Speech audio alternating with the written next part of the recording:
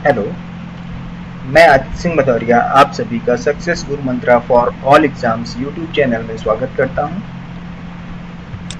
आज हम लोग पढ़ने वाले हैं कंप्यूटर में जो टॉपिक है हमारा कंप्यूटर फंडामेंटल्स चल रहा है और इसी में टॉपिक नंबर 2 हमारा आर्किटेक्चर ऑफ कंप्यूटर का डिज़ाइन या कंप्यूटर का खाका, इसे कुछ भी कह सकते हैं, इसके बारे में पढ़ेंगे। सबसे पहले हम समझते हैं कि आर्किटेक्चर ऑफ कंप्यूटर है क्या।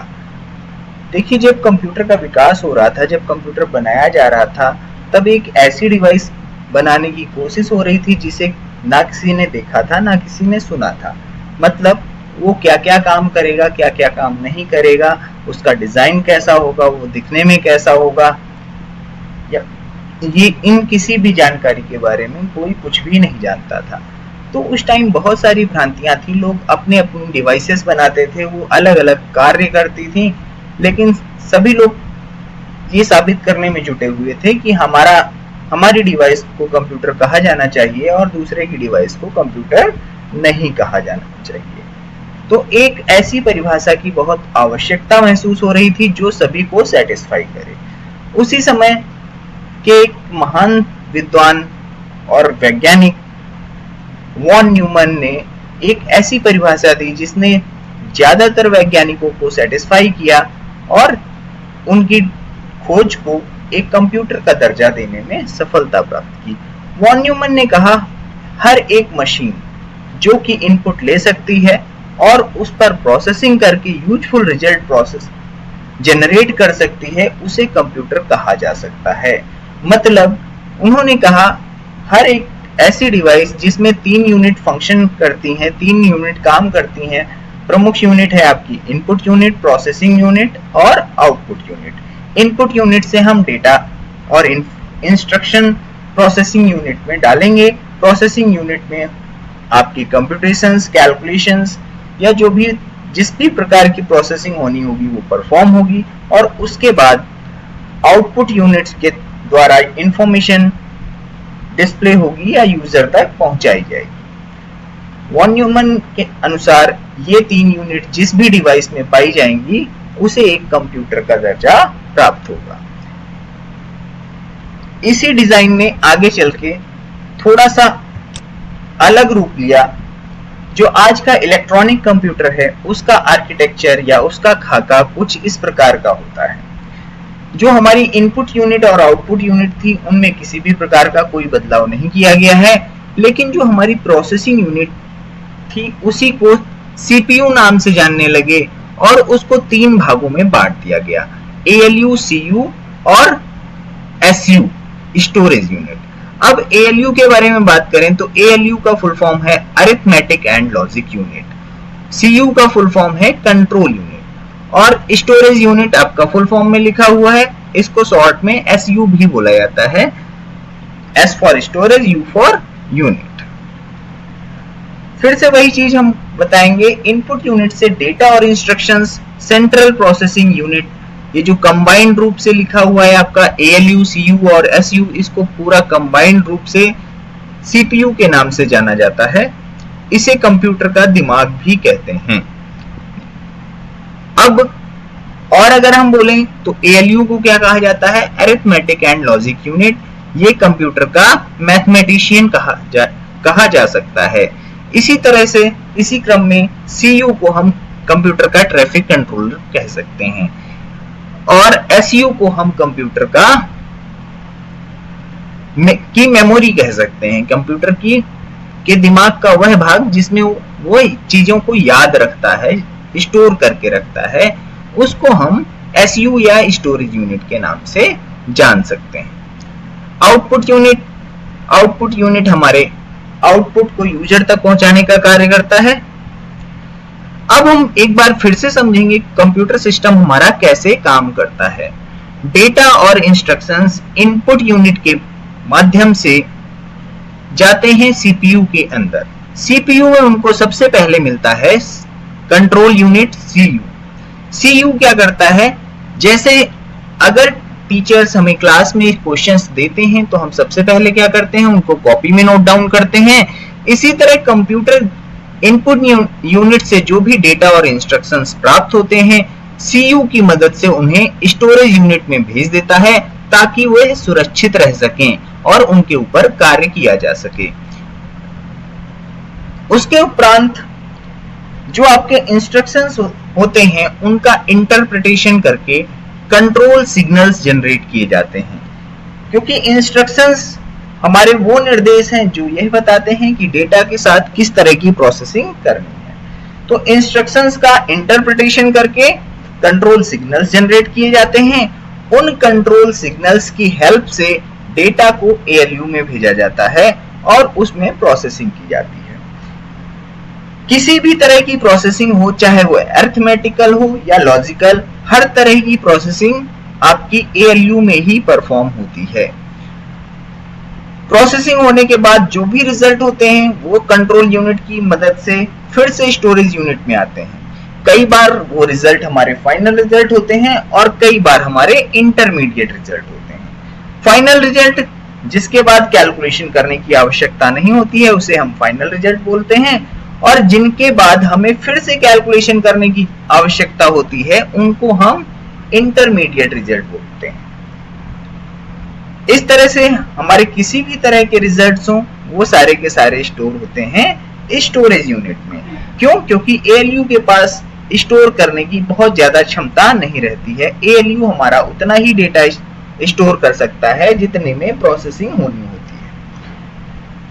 फिर जैसे ही आपका आउटपुट यूनिट खाली पाया जाता है, सीयू स्टोरेज यूनिट से जो रिजल्ट होते हैं उनको इंफॉर्मेशन के रूप में आउटपुट यूनिट को भेज देता है और आउटपुट यूनिट उसे यूजर तक पहुंचा देती है। इस प्रकार से हमारा पूरा कंप्यूटर सिस्टम कार्य करता है।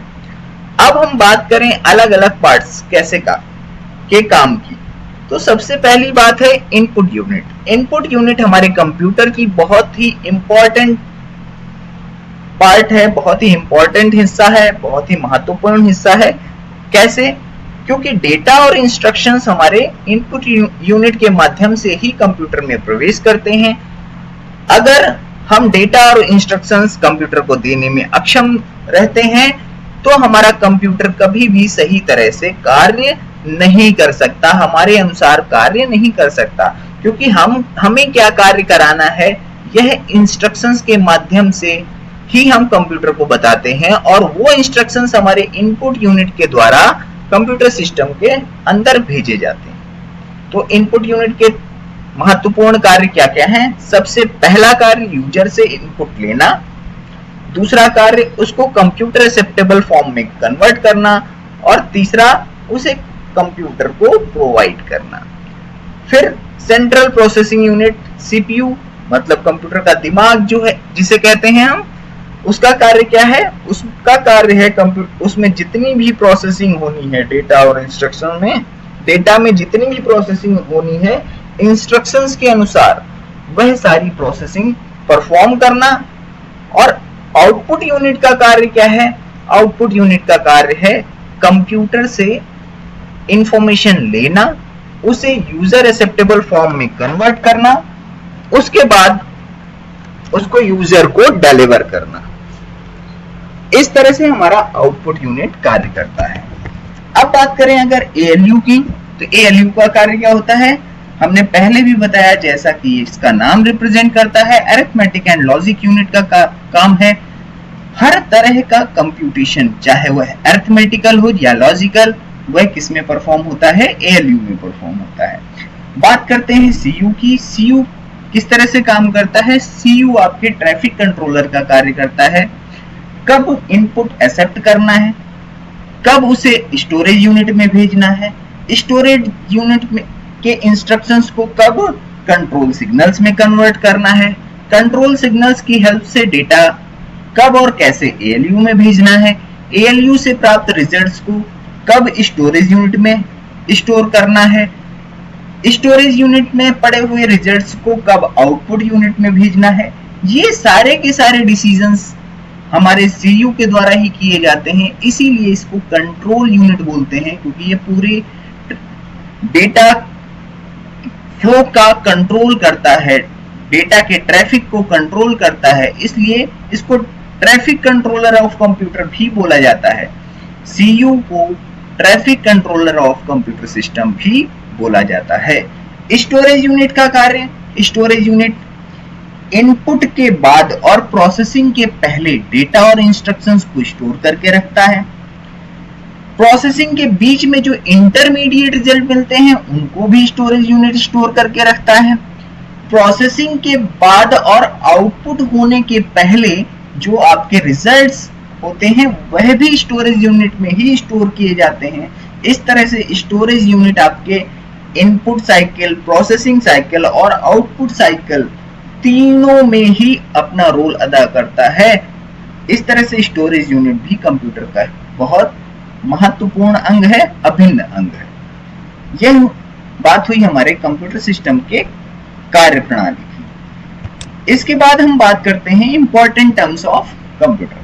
अभी तक हम लोगों ने कई बार डेटा, इंस्ट्रक्शंस और इंफॉर्मेशन जैसे वर्ड्स का इस्तेमाल किया। अब आखिर ये होते क्या हैं? डेटा क्या होता है? डेटा होता है आपके रॉ फैक्ट्स। डेटा को अगर इंग्लिश में डेटा क्या है हमारा? ग्रीक भाषा का शब्द है, तो इसको अगर इंग्लिश में बोलेंगे तो क्या इसका अर्थ क्या होता है? Raw facts. ठीक है। अब जैसे 2 लिखा है, 5, 90, litre, metre, milk, cloth, kilometre, road, ये सब अलग अलग अपने आप में डेटा हैं। लेकिन इसको हम अगर किसी लॉजिकल तरीके से किसी एक इंफॉर्मेशन के टर्म में बदलना चाहें तो हमें क्या करना पड़ेगा? इनको आपस में जोड़ना पड़ेगा। जैसे हमने बोला 5 लीटर मिल्क, तो ये एक इंफॉर्मेशन हो गई किसके बारे में? दूध के बारे में इंफॉर्मेशन हो गई कि उसकी मात्रा जो है 5 लीटर है। लेकिन केवल 5 लिखा हुआ है तो उसका कोई अपने आप में मतलब नहीं है कि 5 क्या है क्या नहीं है, हम उसके बारे में कुछ नहीं कह सकते। लेकिन 5 का कुछ ना कुछ मतलब है, इस वजह से हम उसको रॉ फैक्ट बोल सकते हैं। तो अगर केवल 5 लिखा है तो वो है डेटा, लेकिन अगर लिखा है 5 लीटर मिल्क तो वो क्या है? इंफॉर्मेशन में कन्वर्ट हो रहा है।